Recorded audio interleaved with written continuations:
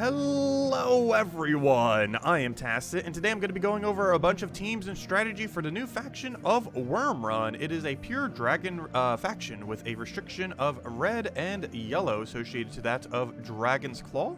As far as the faction itself, it has a very surprising amount of treasure rooms, having 6 guarantee ones, the 3 that are right over here as well as the 3 that are right over here. So basically every room except the first one, the middle one, and the last one is indeed a treasure room 100% of the time.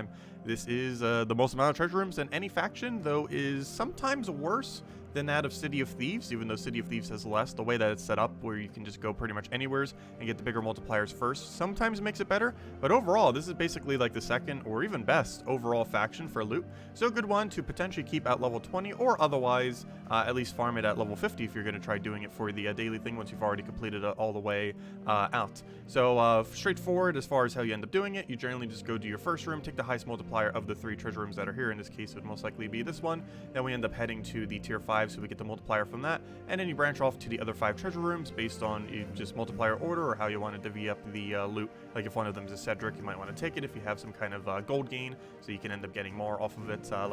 This ends up increasing your max amount of gold they end up getting during the duration of the battle. Not the one that you actually get from the room battle, but the specifically whatever your gold says in the top left that normally is like a number out of 100. It brings it to a number out of 500, and you get 4 times that gold that way. So ends up working out pretty nice, and that's pretty much priority order. Is just go straight for multipliers while going to the middle, and if you want to maximize loot, you might want to take Cedric as early as you possibly can, especially if you have something that can already generate gold, and even if you don't, you can get a little bit more off the greedies as well, and end up getting some extra gold that way towards your gold total after having already taken Cedric.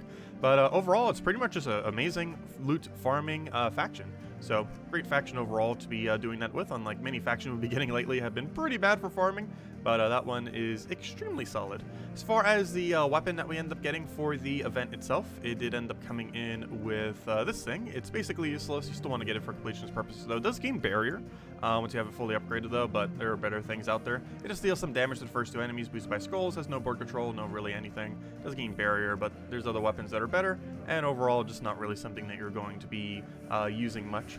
As far as what this faction ended up bringing in as far as stats, it is now possible to get 80,000 total faction renown if you have literally every faction in the game max in order to get a +1 HP. Though it does require literally every pure faction in the game to be done. Aside from that, something that might be slightly easier is Dragon's Claw can now reach 20 star. Actually, I think it reaches 21 or 22. I didn't bother getting the last thing yet. But at 20 star ends up getting an additional armor, meaning that this new faction basically brought in 2 additional stats. So that's pretty nice. As far as teams, there are several that you can end up doing, all of which will be in the description below if you want to go and copy paste any of them. The first one that we have here is level 20 to 100 as far as the lower end. A couple different ways that you can go about this, so this is pretty standard, just kind of run Guard's Avatar team. You can end up doing it with Sir Quat and Hadley in order to give a 50% mana start to all knights, which of course counts as Guard's Avatar. And Guard's Avatar basically essentially functions like a Rowan that happens to hit all enemies simultaneously. Generally when you have access to Rowan, you want to run that instead. However, this is a great alternative for when the faction doesn't have access to it, and because it's a red-yellow restriction, you can end up running it that way. And do keep in mind, this is a game mode where despite it being a red-yellow restriction, you are allowed to use any color weapon you want. So your weapon is not specifically restricted based on the color restriction, so you generally want to go some kind of other color in most situations, just so you're not blocking as much. And then Harpy Mage basically with the 2-turn Empower, because when it has Enchant, it essentially just gets full mana automatically on turn 2. So it's perfectly fine to fully block it because it's going to get mana anyways. As far as another alternative, if you want to go down the earlier route and just use this the entire time, you can just use a pretty standard Tesla team. Double Tesla with Holy Saint Astra, with the main thing being noteworthy being the actual Tesla itself and Urskea's shield. Basically, you just keep spamming Tesla, you get a bunch of boost ratio based on all their armor as well as all of your armor. Scales the entire time. It does get a little bit slower towards the later side, however, it is possible to run all the way from 20 to 500 using this team. Urskea's shield is mostly for the barrier backup as well as the armor gain to give even more boost ratio, and a Holy Saint Astra is just to give half mana start to the Teslas, just so they can get their mana a little bit quicker so you don't have to fill as much mana into your mana pools. As far as the later end, for battles, you do have access to both Iron Guts and Zugoff, so you can go with either or both into your team. Marilift, pretty good mana accumulator since we are restricted to red and yellow, so anything that has that mass destroy. Of course, this destroy is basically 64 or higher whenever you're doing in the game mode due to all the additional magic that you'll be getting from your horde bonus, as well as if you're running potions to any degree, which if you're running all the way to 500, you'd have some amount of potions. So she basically just board clears the entire board, gets full mana for it. Harpy Mage is mostly just here for backup, though you can replace out Harpy Mage for something else. If you don't have Zugoff, you can end up doing it with a,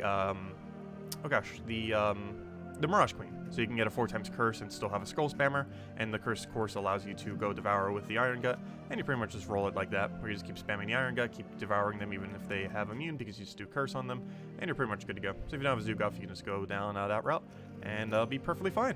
As far as pure factions, there are two ways to run it, both using just two troops. The two that you would be using are the Epic and the Legendary, the Terror Worm and the Great Worm itself. As far as the Terror Worm, we haven't actually gone over the troops yet, though these are pretty much the only two really relevant ones.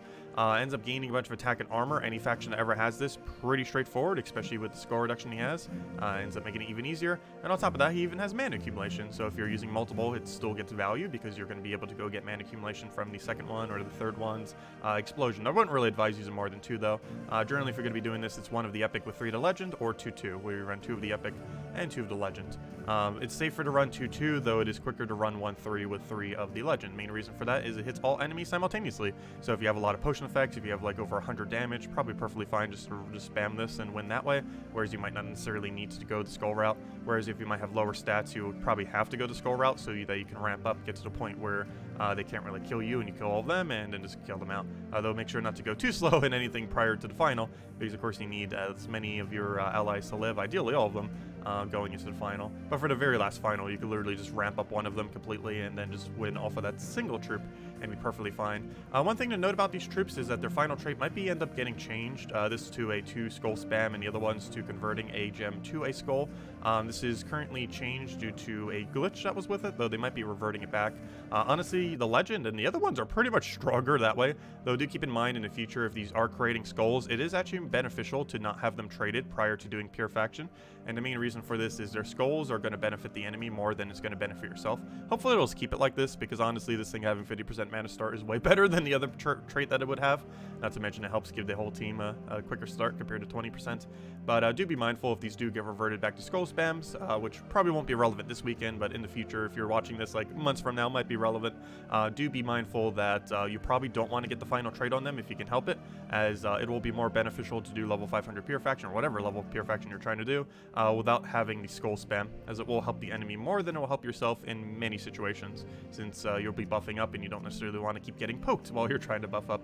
But do be mindful of that. As far as the other two troops, they're not too relevant, but since we haven't gone over them yet, we might as well go and touch base on them real quick. And they're all the way at the bottom here because it's all the way in W's, almost the very last ones, though of course the Z's underneath them. So the other two, not really too relevant, but just to mention them real quick. This one deals damage to an enemy, and if the enemy dies, it creates 10 skulls. Not really anything too relevant. There are other troops that can end up skull spamming like this better on kill. It's a low rarity option that can do it, so I guess has that going for it. But if you want a low rarity thing that's kind of similar to this, you're probably just going to be running like a skeleton or something similar. It's common, it's even lower rarity than this, and overall, because of its automatic extra turn on skeleton, it's just going to be better value. Not really worth using Horned Worm in any context. And the other one is Nether Worm. This has the fault of, for whatever reason, all these 14 mana cost troops that have 12 mana drain. The entire category of this type of troop is really bad. This one specifically does it for skulls, which is even worse because you're not even necessarily mana accumulating off it, because, well, you're not mana accumulating off it, just creating skulls. But it ends up draining 12 mana and then creates skulls equal to mana drained, meaning that the most amount of skulls it will get is 12. However, it can get even less than that, which would be very bad. And aside from that, everything here just has some amount of skull reduction. Every single one of them has 30%, with the Terror Worm, which is your mainline tank, having 50%, which is the other kind of justification for doubling up on them. But anyways, guys, that will wrap it up for this faction. So overall, as far as summary, really, really, really good place to farm. It's like the best or second best. Really depends how you really look at it compared to City of Thieves. So yeah, good if you want to keep it permanently at level 20 if you so choose, or otherwise just do it at level 50 and it's not really going to be too bad, even if you've already done that with the Pure Faction and everything, going back on it for 50. It has so many treasure rooms that you'll be able to get pretty good loot for it. And while it's a little bit weird red-yellow as far as the options you have to use, it's not too bad. I do feel like City of Thieves has better options as far as teams. but because I believe it has blue-purple, if not mistaken. So you have like Thrall, you have Leprechaun, you have Rowan, you know, you have a lot of the things that work really well at that lower level range. But this place still has options, and can still end up getting it done. Overall, great place to farm. If you still have any other questions, feel free to leave it in the comment section below. And of course, tonight, if you're watching this as it goes live, we will be, as we do every single night, 8 p.m. Eastern Standard Time. And of course, we'll be doing Pure Faction. And ideally, we'll be doing Deathless and Pure Faction simultaneously, because this is definitely a location that can get away with that due to the buffing troop. But anyways, guys, thank you all so much for watching, and have a wonderful rest of your weekend. Goodbye, everyone.